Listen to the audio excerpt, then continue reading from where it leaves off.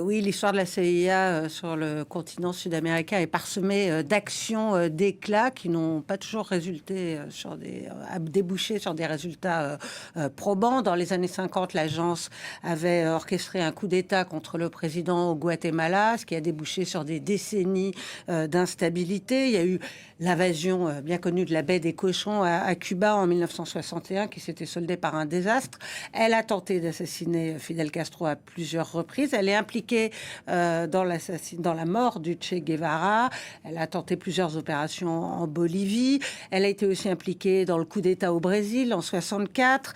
Elle a participé évidemment au renversement du président Allende au Chili en 73, qui a conduit à la mise en place d'une dictature sanguinaire, celle d'Augusto Pinochet.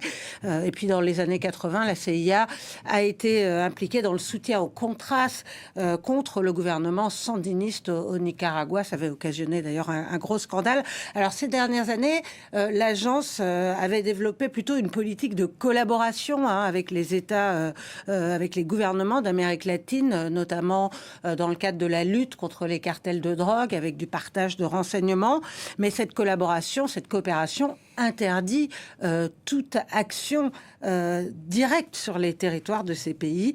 Mais lors de son audition de confirmation devant le Sénat, le nouveau directeur de la CIA a semblé vouloir renouer avec cette histoire controversée de l'agence. John Ratcliffe a déclaré qu'il souhaitait rendre la CIA moins réticente au risque et plus disposée à entreprendre des actions secrètes sur ordre du président, allant, je cite, là où personne d'autre ne peut aller et faire ce que personne d'autre ne peut faire.